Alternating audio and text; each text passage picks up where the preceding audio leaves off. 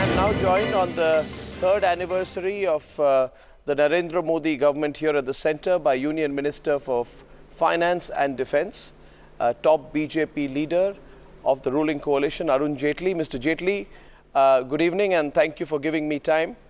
And congratulations, of course, on your third anniversary. Mr. Jaitley, you've had so much on your plate. You've been playing multiple roles yourself in the last 3 years. If I were to get specific at the start, on the third anniversary, in your view, what is the one thing that has been the biggest win for the government, and which is the one thing that you feel you could have done better? Well, I think the most important aspect of this government has been its credibility. And that credibility has been maintained, it's been strengthened, and consequently the credibility of governance has gone up. The government has been honest, the government has been decisive, and the government has, it's led by a leader who has a tremendous credibility with the people itself. And I think we've re-established the credibility of governance as far as the country is concerned. That is the most important aspect. Where we could have done better, I think we measure ourselves by an entirely different yardstick. We may be proud of our performance, but we still are not satisfied ourselves. And therefore, in every area, whether it's the delivery system, in infrastructure creation, whether it is in poverty alleviation, whether it is in growth in the economy becoming higher itself, I think these are all areas, including the spread of our own party as a consequence of the credibility of the government and the Prime Minister. We'd like it to be even higher than what we've achieved today. Mr. Jaitley, I want to dive right into your role as Defence Minister also at first, at a very crucial and sensitive time, a volatile time on India's borders and threats from Pakistan. My first question to you, sir, is on Kashmir and Hurriyat. Ever since Burhan Wali was successfully gunned down in Kashmir, Kashmir has been on the boil. And there's been an intellectual defense for Wani, there has been a political reach out to the Hurriyat and a lot of insult to the Indian army on multiple occasions. All this while, the Hurriyat-Pakistan link has been identified by the NIA and they are investigating it. What, in your view, on the present situation in Kashmir, what is your view on that and the consequent pandering which surrounds it? Do you believe that it deters from the political and military agenda of the government, or do you think it can be overlooked? I think the priority in Jammu and Kashmir has to be keeping in mind that it's a border state, it's a state which has had a history of some problem or the other, that we must try and get the average Kashmiri on the side as far as our national viewpoint is concerned. Obviously, there are people who are very strongly of the India view, if I may use that phrase. There are separatists, there are terrorists, and of course, there are some people who get misled by emotions and then have a bandwagon effect. Now, our priority is that there is no way we can compromise with the separatists or the terrorists themselves. Terrorists come from across the border, terrorists are also homegrown. The number may not be very large, but they've been primarily instrumental in creating an environment of violence. Now, you need a law and order and a strong response as far as these elements are concerned. The separatists are people with whom the meeting ground itself is very narrow. We can use phrases and say that we will discuss within the framework of the law or the constitution or national sovereignty or insaniyat, but their intention seems to be either azadi, or some of them are clearly pro-Pakistan, and we are conscious of that fact. But our priority is that as far as the mainstream population of Jammu and Kashmir is concerned, we provide them with a governance, and there must be some cushion that the local government must also provide.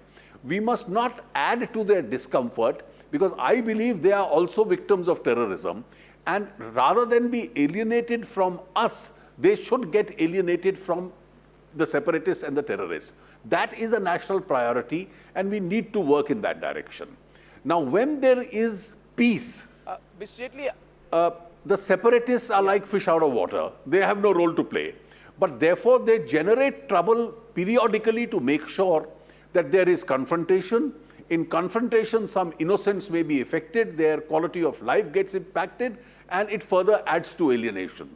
So the average Kashmiri also has to realize that the root cause of his problem is not the rest of the country or the sovereignty of India. It's really the trouble which is fomented by the separatists and terrorists.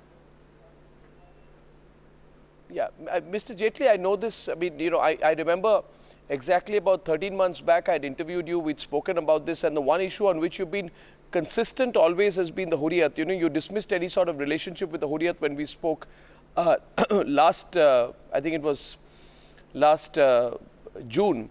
Mr. Jaitley, my question is, why will you consider banning the Hurriyat to protect the larger interests of India? Because you've yourself said it should send an unflinching message to the anti-India brigade that operates from within and across the border. As you yourself said, they are the ones who create the trouble. Would you consider banning the Hurriyat? I think what is more important when you are speaking in terms of a legal action itself, there is a legal process, there is a court process, a judicial process by all this is done. I am in no position to comment on it. But really the idea has to be to isolate the separatists. Now, isolation of the separatists, I think, is extremely important, and that has to be a predominant national strategy.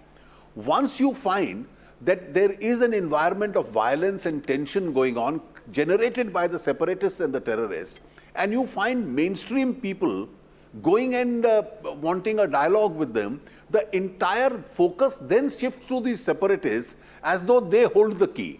Many of them probably have become equally irrelevant themselves in the given situation in the valley. Yeah. Yeah, I completely agree with you. But Mr. Jaitley, there are two sides here to this. One is the fact that you are in a coalition with the PDP. Direct question to you, sir, is do you at some point of time sometimes regret the coalition with the PDP? Does it hold you back from taking tough action? That's question number one. Because and the second question to that would be that what's your response to the criticism that some of these political parties from Kashmir, like the National Conference and others, have of the commendation to Major Litul Gogoi, which we at Republic believe was absolutely correct, but there's been some criticism to it. So two-pronged question. Do you sometimes look back on the relationship with the PDP as something that holds you back? And secondly, on the commendation to Major Litul Gogoi. Well, let us be clear. The PDP and the BJP were never natural allies. Our vision on Kashmir was quite different. The PDP accepts this, we accept this. This alliance was thrown up by the arithmetic of the election result itself. The only formulation which arithmetically could govern Kashmir and represent both the regions of Kashmir and Jammu was a PDP-BJP alliance. So the electorate, by the peculiar arithmetic it threw up, inflicted this on us. We had a choice at that stage that we could say none of us join hands. You go back to governor's rule or president's rule. Don't allow the democratic government to come in between. And then you find various solutions as far as Kashmir is concerned.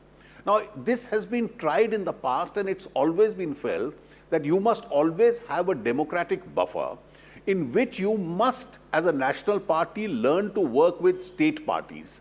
The state parties means the mainstream state parties, in order to make sure that you are able to alienate the separatists themselves. The battle in Kashmir, and I've said this repeatedly, is not with the PDP, it's not with the National Conference, it's not with the BJP or the Congress. The battle in the Kashmir Valley is really against the separatists. And having state parties work with national parties is an experiment which is an Indian experiment which is being replicated again and again. When you get exasperated with that experiment and you feel it's not working, then you go in for the other option of governor's rule. And after a few months of governor's rule, again the realization comes up, no, you must have a democratic buffer in between, you must have some democratic activity, panchayat elections, municipal elections, and a locally elected government. So we've gone through this cycle several times. I am conscious of the fact that there are challenges before the state government. There are also challenges before the chief minister.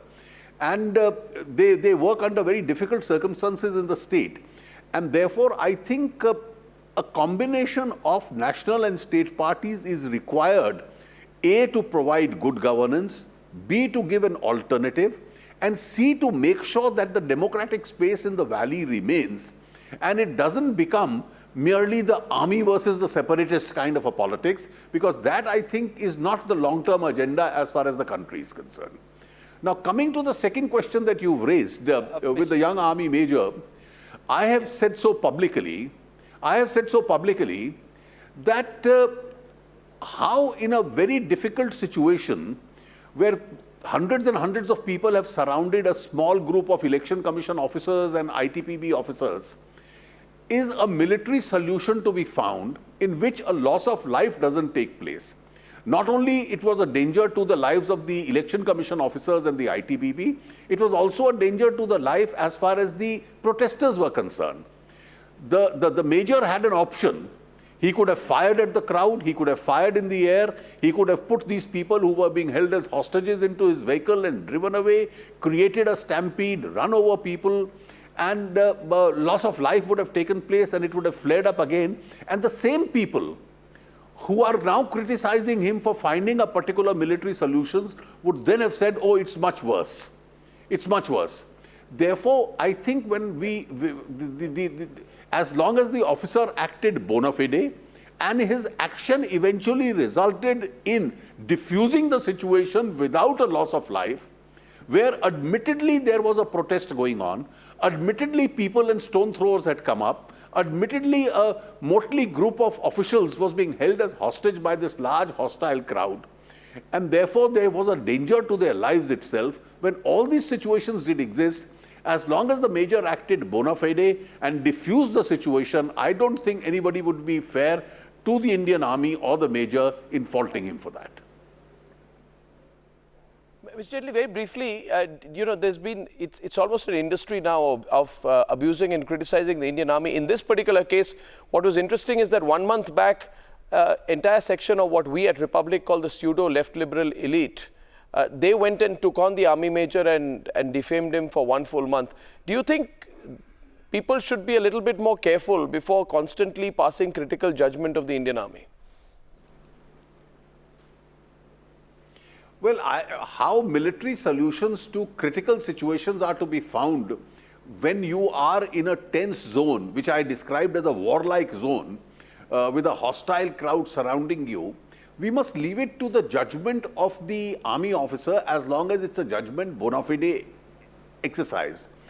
On a future date, a media columnist or a political leader or a parliamentary debate, or for that matter even a court, may not be able to fairly review that action, because you have to put yourself in that position, think on your feet, and then find the best possible solution. Did he act bona fide? Did his action eventually result in protecting human life? If the answer is yes to both the questions, I think we must put a quietus to the issue. Mr. Jaitley, on a lighter note, you just spoke about, helping political parties in the context of Kashmir, helping political parties who are operating in difficult situations. And again, on a lighter note, one of the parties which is operating in a difficult situation right now is the JDU, which is in its own difficulties with the RJD, some of which are reported, some of which are not reported.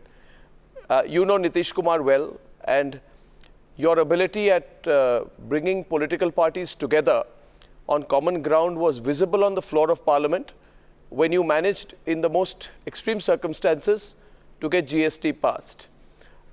Straight question to you: does the NDA have space for Nitish Kumar? Well, I think these are not issues which we really comment on as far as the media is concerned. These are all very mature politicians. They take their own decisions. They take it for their own reasons. And it's not fair for me to anticipate a situation. But all that I can say is there are alliances where, not politically, but even in terms of political culture, people become strained bedfellows. And you have to live with a partner with whom the style difference is so large. because the kind of disclosures which have been coming about a section of the RJD leadership itself should be worrisome for the whole political system itself. I can tell you that there are two issues on which India today is not willing to compromise. One is national sovereignty, and that is why you see this huge support as far as the army actions are concerned, sovereignty issues in Jammu and Kashmir are concerned, reaction against Pakistan's infiltrations are concerned. This is an area where there is an uncompromisable mood as far as the country is concerned. And the second area where there is an equally angry mood in the country is really against corruption. And therefore, politicians, bureaucrats, business people illegally acquiring assets, using these shell companies. I think India has had enough. And now that new aspirational India, where the media, the social media are extremely powerful in generating a lot of consciousness, are creating a sense of revulsion against this. And these are two issues, I think, which augur well for this country. Last question, Mr. Jaitley. In the last couple of days, last couple of weeks, in fact, the focus is on Pakistan. Great success for your government. Congratulations at the ICJ. After that, we saw some video released from India, and then they responded with their video, which was proven to be fake. There's a great amount of anger on the issue of Kulbhushan. What is your message for Islamabad as a defense minister, as a senior minister in the government, given the extent to which they have gone? Well, I think this government has a track record over the last 3 years of having tried every measure of peace with Pakistan. It's been responded with a negative reaction from Pakistan. You had Pathankot, you had Uri, you have the Jadhav case and so on.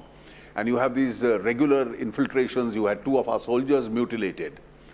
Now, the entire set of information that I am privy to, which I can't disclose, I can tell you, our army and our defense forces are in a state of readiness. They will not permit any form of infiltration to take place as far as our borders are concerned. We are in absolutely safe hands. That's my message as far as India is concerned. And the consequential message from this, that these kind of excesses which are committed on our border against our armed forces will not go in vain. Our armed forces will take whatever appropriate actions in these matters are concerned. Right. Mr. Jaitley, just one quick thing. Does that mean that we will continually respond to any provocations from hubs of terror inside Pakistan? If required, we'll attack Pakistan Army Force if required. Because I think we must be clear about what the priority. We must be clear about what the priority of our forces is. The priority of our forces is to respect the international border and the line of control, and to make sure that no infiltration takes place. So any anti-infiltration action which is required by our forces will be fully taken. Well, Mr. Arun Jaitley, congratulations on 3 years. And it's great talking to you. I look forward to having you on many more of our conversations and debates on Republic. This is your first appearance. Thank you, Arun Jaitley. Thank you. Thank you. Yeah, thank you. Thank you.